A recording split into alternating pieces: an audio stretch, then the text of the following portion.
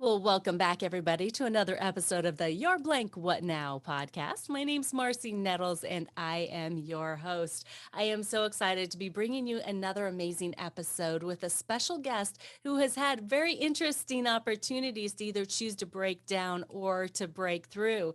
So today, our special guest, Holly Hoffman, was the last remaining member of the Espada tribe and the last woman standing on season 21 of CBS's hit reality show, Survivor Nicaragua. Through that experience and others throughout her life, Holly was inspired to share her message of survival. A professional motivational speaker and the author of Your Winner Within and Write Yourself a Note, Holly acknowledges that life is made up of challenges, and we are oftentimes faced with situations that seem insurmountable. But within each of us is an ability to focus our thoughts, emotions, and energy to succeed, if only we have the knowledge, tools, and the discipline to do so. A native of South Dakota, Holly's writing and speaking not only offer encouragement and optimism, but a roadmap for self discovery and spiritual enlightenment. Readers and audience members alike walk away inspired to light the fire of successful living within themselves. Today, Holly is a recipient of the Certified Speaking Professional designation and travels across the country and internationally, speaking to a wide variety of corporations, associations, universities, schools, and women's organizations. Holly inspires her audiences to take opportunities and focus on faith, attitude, determination, confidence, desire, and perseverance. So, guys, from that introduction, I bet you can understand exactly why I am so excited to welcome Holly to the show, with her episode being You're Fighting to Survive. What now? Holly, welcome. Thank you so much. I am truly honored to be here. Thank you for that nice, warm welcome. You are so very welcome. We were introduced by a mutual friend, and I absolutely love those personal introductions because then they're coming from a place to where I have total confidence that this person is going to serve my audience well. And the What Now tribe is very important to me. So, would you please start off by taking some time and just sharing with them who you were and what was going on in your life before you decided to apply to being on Survivor? Yes. Well, first I would like to just mention, if you're out there and you've never watched Survivor, it is a reality show, and basically they drop you off in the middle of nowhere. I was in the jungles of Nicaragua, and you have to try to survive for 39 days. So that's, if you've never watched it, you could probably check it out on YouTube just to kind of see what it's like and so forth. And all of our children were off to college, and I was watching a episode of Survivor Samoa sitting at the kitchen counter, and I've always watched the show, and I thought to myself, I should just apply and just see what happens. So I went online and I did some research, and I realized I had to make a 3-minute audition tape, fill out a 24-page application, and I did just that. Didn't do anything special on my audition tape. I had a t-shirt on, a pair of running shorts, and I explained that I was actually a swim coach for 17 years. All of our children were off to college, and I was really looking for an adventure and a challenge in my life, not thinking that I would really make it. So after I sent in my audition tape and my application, I didn't hear back from them for 8 months.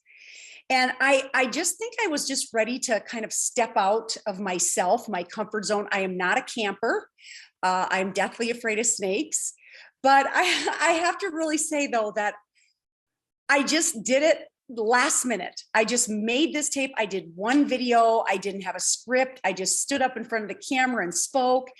And I thought, you know what? I'm just going to wait and see what happens. And it took 8 months before I heard back from them. And when I did receive a call from a casting director in Nicaragua, or excuse me, in LA, I thought it was a joke. I was like, somebody is playing a joke on me.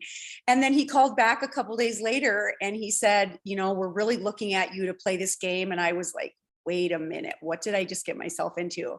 And the process began. So I think I was just in a point in my life where I wanted something different. And I just was ready to kind of take a chance. All the kids were gone, and I thought, we'll just wait and see what happens. So that's kind of where I was when it all started. I'm over here, I'm chuckling because I'm like, most people for their midlife, they go buy a car or they do something like that. And here you are applying to Survivor and going to Nicaragua. I Yeah. mean, how old were you at this point? I was 45 when I Okay. applied. Yeah, And had you done much international travel? none. None. Yeah, So, no, and I was not a traveler. In fact, let me tell you this story. Before, when they called me and told me I made the finals and they were flying me to LA, I had never been on an airplane by myself. So I know, just when I mentioned that in my program, people are like, "What?" And now through this one opportunity, I have 4 states left to speak, and I've hit them all. So, it's just taking that one opportunity. You just never know where it's going to take you. But as we get into the story a little bit more, you'll definitely hear that it was more than just being on Survivor that changed my life. So, yeah, yes. I really hadn't done a lot of traveling at all. That is just mind blowing to me. I mean, the majority of us have never considered even applying to a show like this, let alone going on it and coming from a space of not traveling, not really liking camping much, Yeah. and really not. Were you ever really out on your own for much time in your That's life? another thing. I was not. I was married right out of high school. I always had Charlie or one of our children by my side. I had never really ventured off by myself. So I don't know. A lot of my friends were saying, Holly, you're just having a midlife crisis. You're going through menopause. You need to slow down. But I really just put it into God's hands and thought, if this is meant to be, there will be a reason, and there was. So that's kind of where I was. Yeah, and Yeah. I almost did back out when I did hear that I made it. The day before I was supposed to leave, I started crying and I was like, I can't do this. And I call it that everybody has a circle in life. And you are in the middle of that circle, and the people that are surrounding you, those are the people that are inspiring you. Those are the people that are lifting you up. Those are the people that are telling you you can. And that's exactly what my circle did for me. In the back of my mind, I'm like, you guys are encouraging me, but you are not the ones to have to go in the jungle and be dropped off with the clothes on your back. So, but I got a lot of support from my family and friends, and that definitely did help. Oh, good. And Yeah. I'm so glad. I'm so glad that you had that circle around you. And that's one of the things that I think people have to understand very first off is anytime that you're finding yourself in a difficult situation, you need to look at the people that you have around you, right? And if they aren't lifting Yes. you up and supporting you, then sometimes the hardest lesson is you need to find a new circle. Absolutely. And your circle is going to change for the rest of your life. But with change comes adapting. You have to adapt to every situation. And you don't have to have a lot of people in your circle. It's totally up to you, but you just have to keep your circle strong. That's what's so important. Yes, definitely people that you look up to and people you want to be like, right? Yes. So because, the majority of us, maybe some of the listeners have done this before. If you have, you need to talk to me. I'd love to hear your story. But, being on Survivor is not something many people get to do or choose to do. So we really don't understand the game. Can you explain to us a little bit more about how this game is Yeah. played? Um, Absolutely. yeah, what Well, was when it like? I applied, I actually asked my casting director, I said, how many people apply to be on a season of Survivor? And they told me right around 100,000 people. Our season, it was a little over 100,000. So just getting on this show, they picked 20 people. Some seasons it's only 18, is an accomplishment in itself, just getting on. So after I sent in the application audition tape, I did fly to LA. I had to I was at a casting call for a week, and then I came home. And when I found out, like I said, I made it. But basically, what you do is you are dropped off in a location that is very remote. We were dropped off in the jungles of Nicaragua. We had the clothes on our back, a swimsuit, a pair of shoes, a water bottle, and a bag. That was it. And I watched previous seasons before I got out there and I played it. And I had the tendency to judge people. I would, like, why is she crying? It can't be that hard. And, why are they making that decision and so forth. And then I got out there and I really thought also it was fake. I thought they're going to drop us off and we're going to have porta potties and tents and campers. And, I'm thinking maybe a table with some donuts and a cup of coffee. It is not fake. So your goal is to last 39 days, make it to the final three, and then you have a chance at winning $1 million. But you start with 2 tribes, and we had 2 tribes of 10. And then you meet every 3 days and you have to do a challenge. And whoever loses that challenge has to go to something called tribal council. And then when you go to tribal council, you have to vote someone off within your tribe. So yes, there's scheming involved. There's, you have to make alliances with people saying, hey, I'm not going to vote you off. Let's stick together to the end and so forth. So it's a physical game as well as a mental game. Wow. And it's so much more than that, because now you're having to deal with people you have no idea who they are. There's so much strategy involved. You probably don't know the backgrounds of these people either. So there's so much in question. So when you first got dropped off, what was this like for you? What was your first impression? Well, my first impression was, this is real, because I didn't think it was real. And then, of course, when you're at the casting call, you have to take a personality test, an IQ test, a physical fitness test, and they study those tests. And then the casting crew has a huge job to do, because they want people from all walks of life with different personalities. And then they throw you into the jungle and you have to survive with these people that you're probably going to clash with, but it's about survival. But you know what? Let's face it, that's the real world. Even in the workplace, you may have someone that has a completely different personality than you, and you have to survive with them. You have to maybe be a teammate on a team with them. So it truly becomes a lesson of how to get along with people with different personalities. And my first thought was, some of the people that were there or that dropped off, some of those people were at my casting call. I remember seeing them at my casting call. So I was like, those are the people that I'm going to make the alliance with immediately. And of course, I jumped into an alliance way too fast. I did. I should have kind of stepped back a little bit and tried to read the people a little bit more. But my first initial shock was, this is real. And because I just didn't think it was. Wow. Yeah, I can only imagine what that initial, like, oh, I really did get myself into this feeling Yes. was like. And then, it's understandable that you made that alliance with those people that you had seen before you went into this uncomfortable situation, because you had a familiarity, Yeah. right? You had hoped that maybe, someone that is familiar to me is going to be who's going to be my all the way through type people, right? Yes. It doesn't work out that way all the No, time. because the one lady that I went up to and made the alliance with right away, that was at my casting call, she was the first one to be voted off. And that was another thing. I was like, oh no. And we got out there, we built a hut. Our hut broke down the first night in the absolute pouring rain. It was freezing. We're trying to get some sleep, and you have a camera on you 24 hours a day. I have to admit, it was miserable. It was completely miserable. And I did start having some thoughts of what did I just do? Yeah. Right. So can you tell us about maybe some of the conflicts that happened within your tribe, and things that you were personally involved with that were like, oh my gosh, what am I going to do? How am I going to handle this? Yes. Well, there was a gentleman on my tribe. He and I just didn't see eye to eye. And I also think he kind of bragged about everything he had. And he was a very nice man, but he was very wealthy, and he always put a price tag on everything.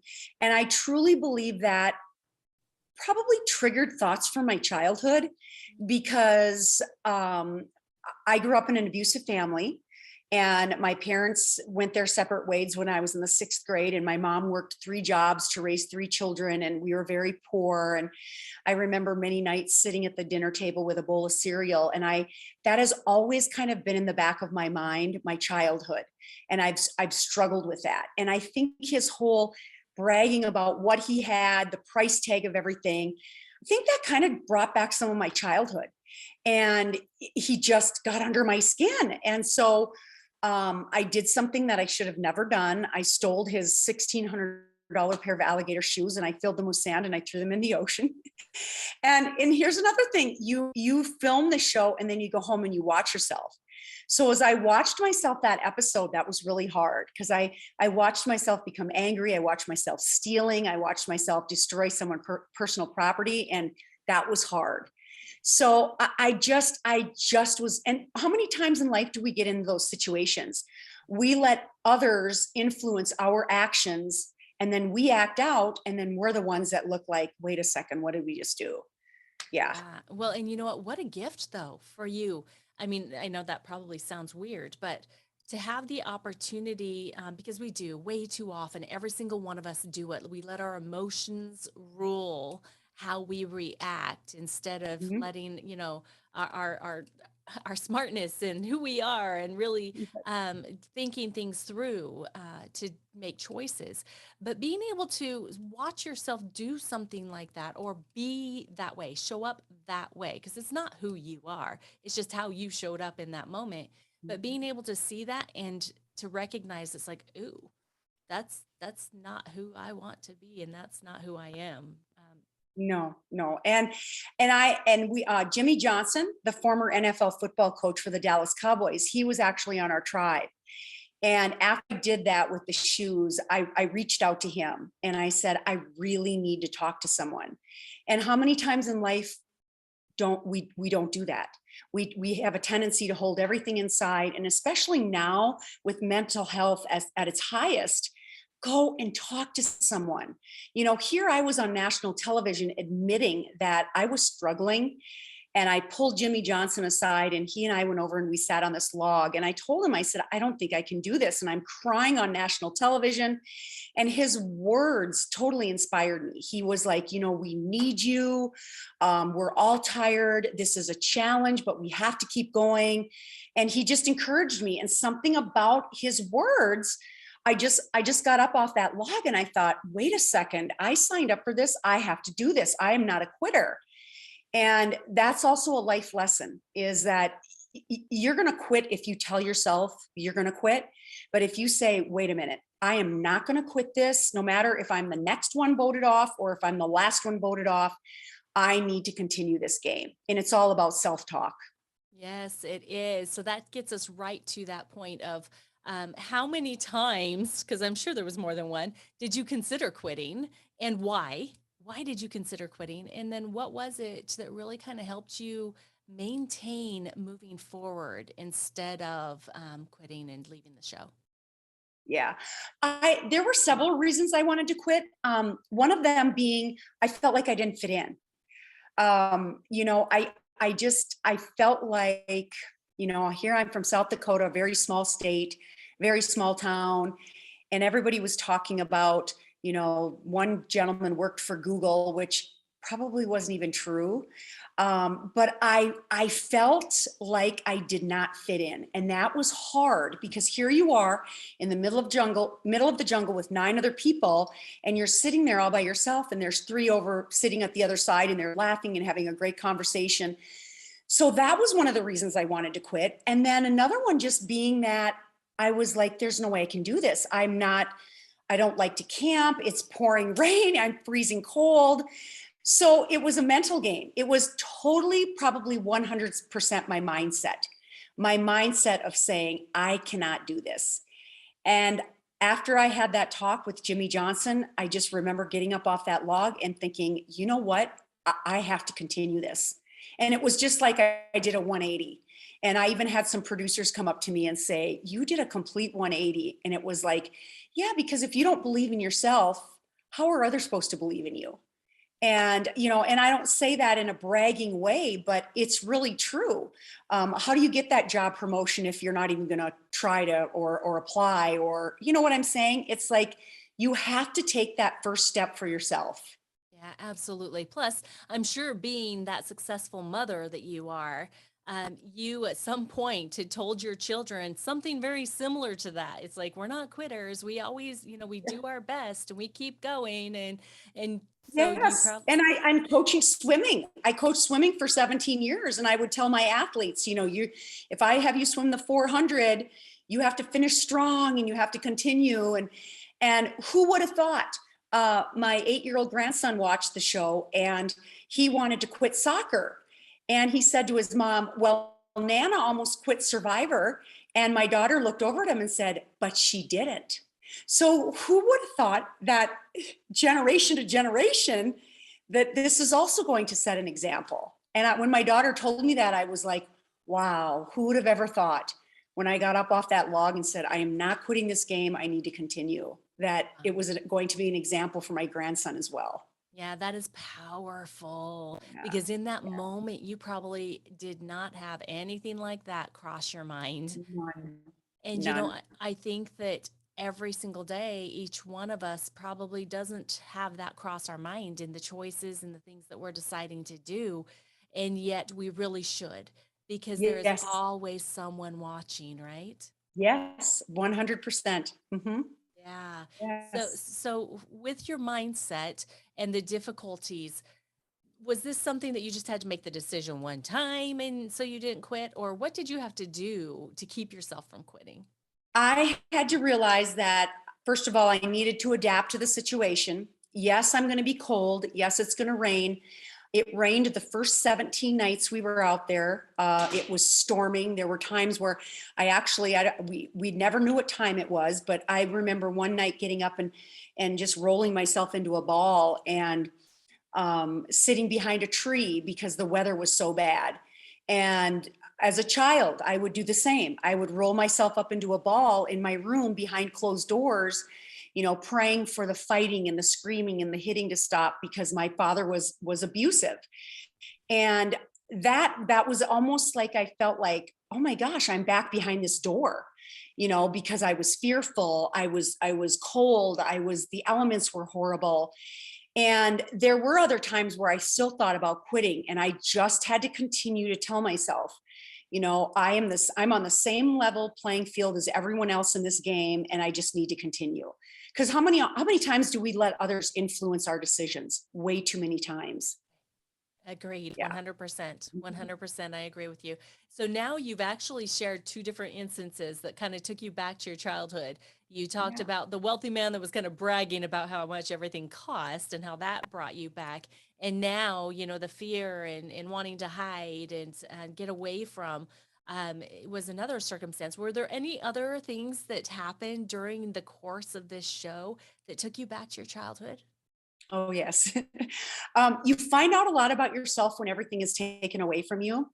And like I mentioned before, my mom worked extremely hard. I mean, she worked 3 jobs. I remember people bringing laundry baskets of laundry to our home, and my mom would stand till 1 in the morning and iron clothes and fold them neatly and put them back into the basket. And, the one thing my mom never did is she never complained. And I have 2 older brothers, and she worked so hard. My brothers and I all had jobs. We didn't have a car.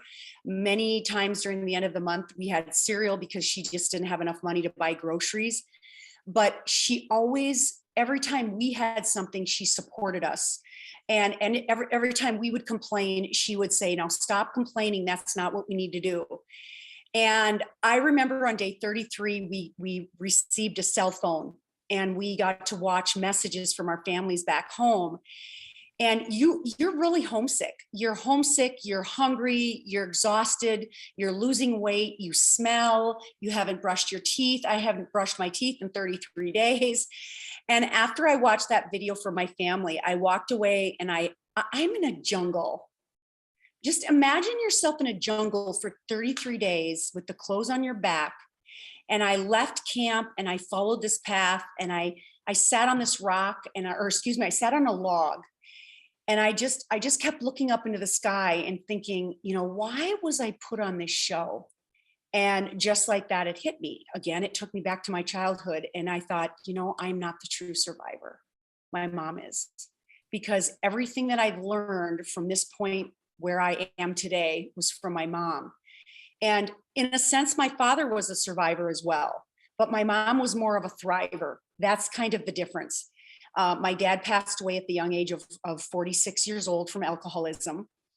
And I truly believe that everything my father put my family through, it only made us stronger.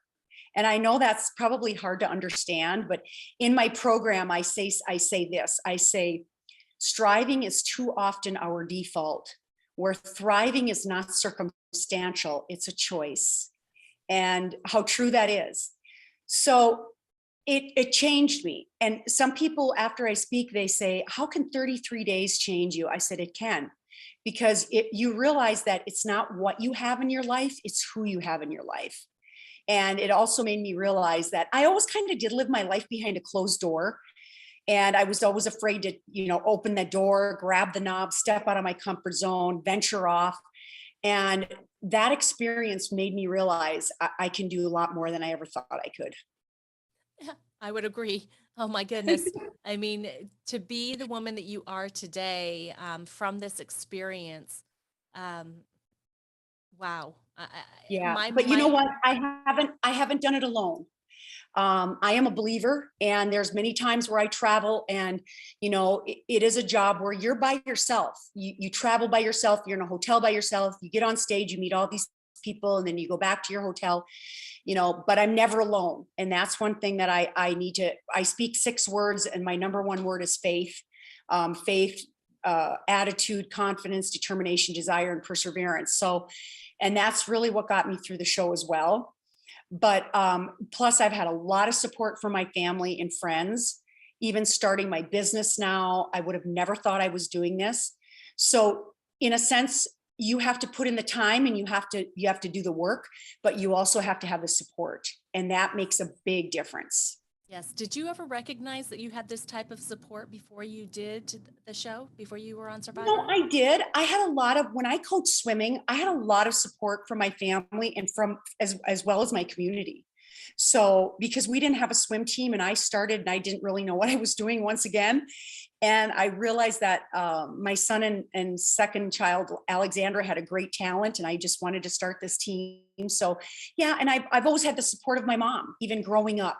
Every time something went wrong, she was usually the first one there to support me and help me through it. So, yeah, and that's one thing that, like I said, just the little things in life, when you live in those circumstances, you realize you coming back just flipping the light switch or opening the refrigerator when you haven't had it for 30 some days. Yeah.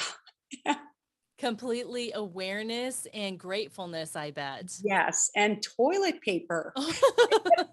And flushing toilet. I Yes. mean, I'm pretty sure we could go on and on and on Yeah. about this. Well, thinking about your support system, it sounds like you were the type of person that really kind of always showed up for yourself. You always showed up when you felt like, you could do something and you wanted to do it well and you were going to support others and you were going to bring things into existence to help other people, like with swimming. Mhm. What would you say to the audience that is in places or in circumstances right now that they feel like they just don't have what it takes and they don't have a support system? Do you think that the first step that they need to do is to just like step out and show up for themselves first? 100%. And in any situation, if you start something, let's say you decide, I had a lady come up to me once and at a program, and she was in her 60s, and she said, I've always wanted to take piano lessons. And I said, what's holding you back? And she goes, well, I'm 60 years old. It's too late. And I said, it is never too late. Never. And I gave her my card and I said, you are going to find people that are taking piano lessons that are your age and are just starting. But if you never start, you're never going to know. And that's in any situation. I've made so many friends through playing Survivor. I've made friends speaking. I've met so many speakers. There's a support group out there for everyone. The first step that you need to take is for yourself, and you need to do it, and you need to find them. And if you stay behind that closed door and lock yourself in, how are you ever going to know? No, you won't. So there's a couple different quotes. One is a Chinese proverb, and it's the best time to plant a tree was 20 years ago, but the Mhm. second best time is now, right? So Yeah, get out there and get planting. And then Jack Ma said, how will you ever know if you've never tried, 100%. Hmm. right? Yeah. And let's say, yeah, I failed at the beginning of that game. But I say this, failure is not falling down, it's staying down. You may try something and it may not work out. And you're going to say, okay, What did I learn from that opportunity? I learned that I need to take the second step, or I need to go in a different direction. So don't look at it as failing, look at it as learning, Yes. and how it's going to make you stronger, because we all face adversity, but how do you turn adversity into strength? By Yes. learning and continuing. Amen. Amen. So fell forward fast. Don't be afraid of Yes. a little bit of failure. Just make sure that you choose to learn from it for Yeah. sure. So, what would you say was the biggest thing that you learned from the survivor experience? The biggest thing that I learned from being on Survivor was the fact that in any situation you are in, and we all go through hard times, and I'm saying, I've been off the show since 12 years now, and I've had a couple other very hard situations in my life. It's how you get through them, what you learn from them, and how you continue to keep going. And I really believe that's what I learned from Survivor is we're all challenged. Some of us have bigger challenges than others. Some of us are challenged every day. But it's not about digging a hole and burying yourself. It's about stepping over that hole and continuing, because you can either be happy or you can be miserable.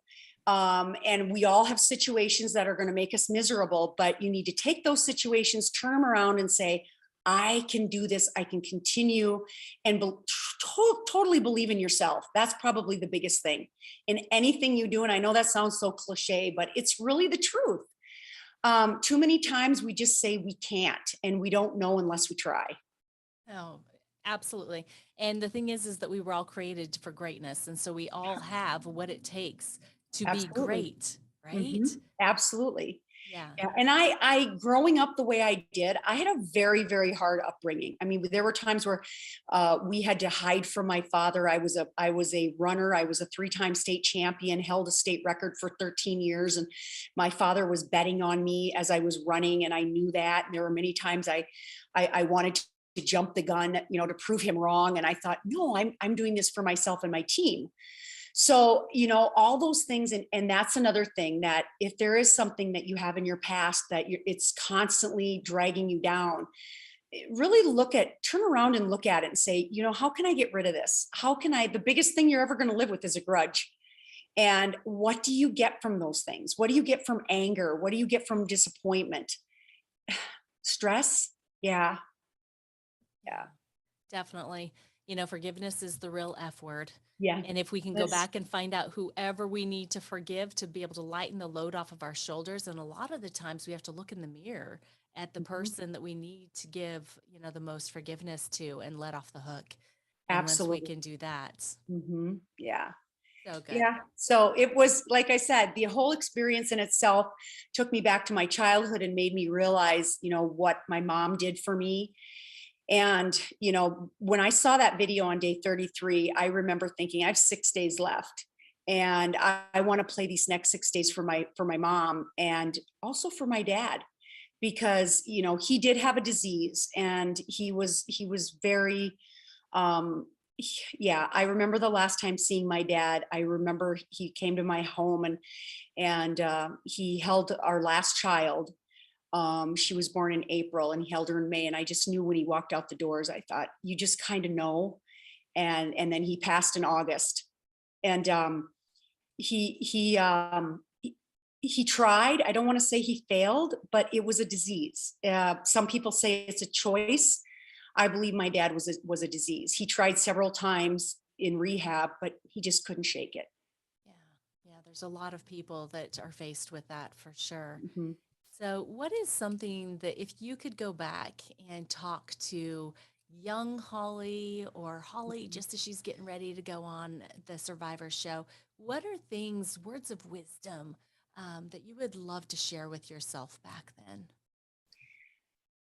If I would have to go back, I would definitely think that I've always felt like I worked hard. I was an athlete, had 3 jobs in high school, but I would probably go back and think about enjoying each day a little bit more, because I was a big worrywart. I did always want to fit in, even in high school. Those are the things that I would probably think more of as I was younger. But the thing is, we can't go back. We have to continue to go forward. I end my every program by saying, never give up. Oh my gosh, now I can't even think of it. I have to think about my program. It's okay. Oh, it's nobody can go back and start a new beginning, but anyone can start right here today and make a new ending. So we can only learn from our past, but we should never continue to go back to it. Does that make sense? Saying, Absolutely. yeah, because too many people do can keep going back. And we all have stuff. We all have a story, but we should take it and learn from it and make ourselves better. Yes, I agree completely. If you need to go back for forgiveness, do that, but then Yes. move forward from, Mhm. yeah, leave the anchor there, Yes. right? Leave Yes. the anchor there for sure. Well, I love hearing all about I'm gonna actually have to go back and watch the whole. Oh gosh, I just want to tell you, I'm so bad at the beginning. People are like, that was really you? Did the producers make you do that? I'm like, no.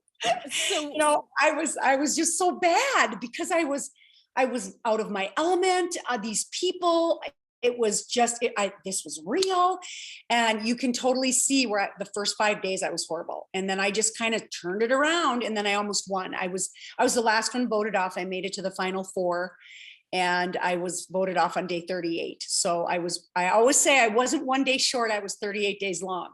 that's amazing. Oh my gosh, that is absolutely amazing. I love that. So where could people find the episodes? Where could we find that season? They're on Hulu. Yes. Yeah, I believe they're on Hulu. You can order the entire season off Amazon as well. So yeah, they're there. And I just a love warning, it. I'm not very good at the beginning. Well, Just hold well, on, it gets better. so before we got started with this episode, we were talking about before and after pictures, right? And Yeah. when I took my before pictures before this product that we were talking about, I was devastated with looking at them, right? Because they were so bad. But it's just like you in the beginning of the show. Maybe you were so bad. But when you look at the last episode and you see how far you came and what the progress was that made, it's like that after photo that when you put it side by side, you see, oh my gosh, wow, I've come a long way, baby, and I'm pretty Yeah. awesome. Yeah. It was almost like I got better as the show went on. I know that sounds crazy, but it was the truth because I started believing in myself more. And some of the producers actually told me that too. They're like, you actually started getting better as every day went on. And I said, I know, isn't that crazy? So that's if you hit rock bottom, you just have to get back up and you have to keep going. Yes, yes. Yeah. So that's another message that maybe you can help me pound home to the What Now tribe is that when you're getting started with something, the most important thing is to get started. Give yourself permission to suck in the beginning because you're going to, right? Anything that's Yes. new, you're going to be bad, right? But the Yeah. more that you do it, you'll start to become good. And the more that you do it beyond that, you move into some greatness, right? Would you Yes. agree with that? 100%. I use the example of running hurdles in high school. The first time I jumped over a hurdle, I fell. And yes, I will admit I sucked. I was like, I started as an eighth grader and I'm like, I don't know, this is for me. And I worked and I worked and I worked and I worked and I worked and I worked. And then I was a three-time state champion, and in life, there's a starting line and there's a finish line. And you're always going to have hurdles in between. And how do you get over them and how do you continue? And so, yeah, so you just have to keep going. Yes, I love that. That's such a great example. Hurdles. I fell over my first one too.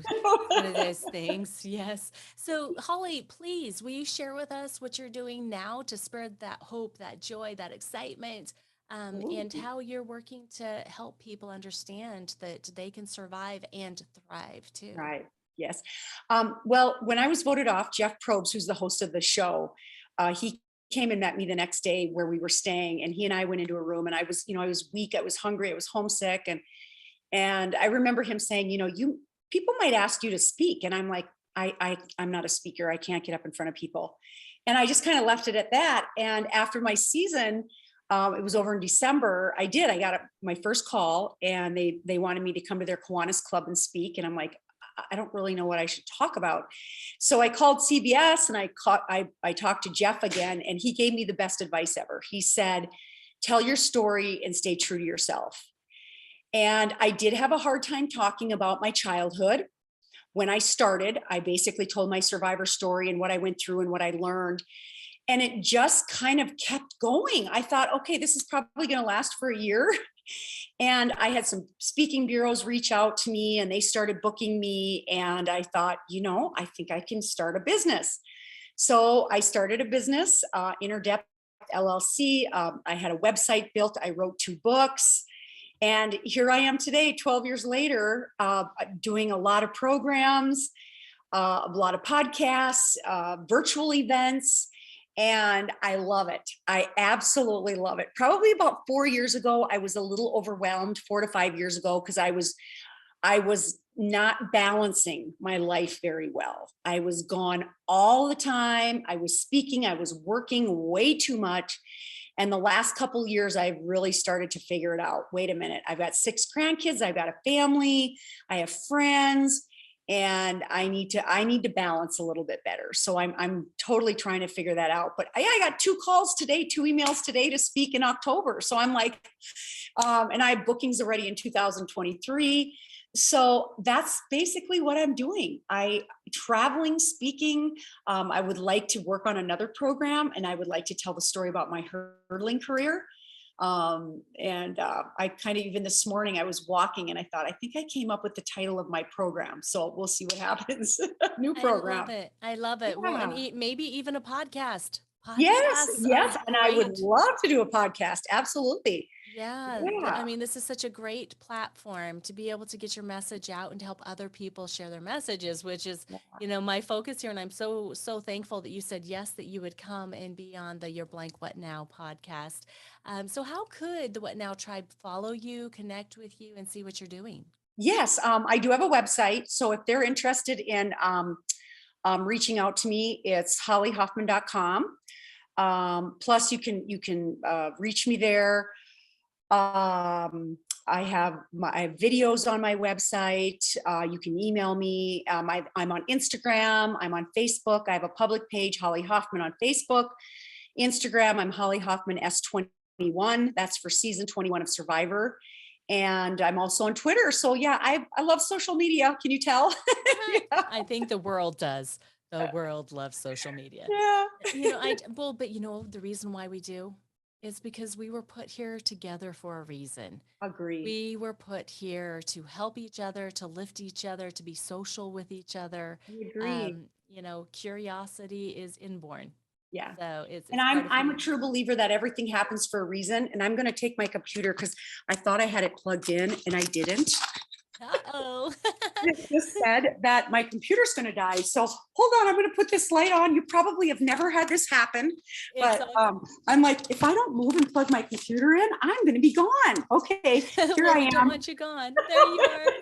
See how quick you were, a problem solver, just like that. I love it. Well, we're at the point to where it's like, do you have any final thoughts or words of wisdom that you would like to share?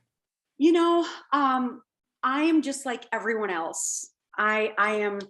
I I tell people, just because I was on a reality show, just because I'm a motivational speaker and author, we all have greatness, and we need to find that within ourselves. And I love to talk to people about that. I love to stay true to yourself. Never let success turn you into someone you're not.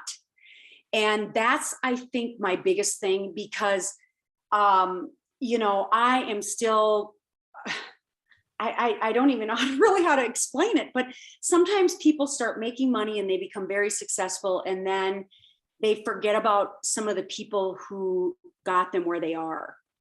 And that's one thing we all need to remember. I'm so thankful for my community, my family, my friends who supported me through this journey.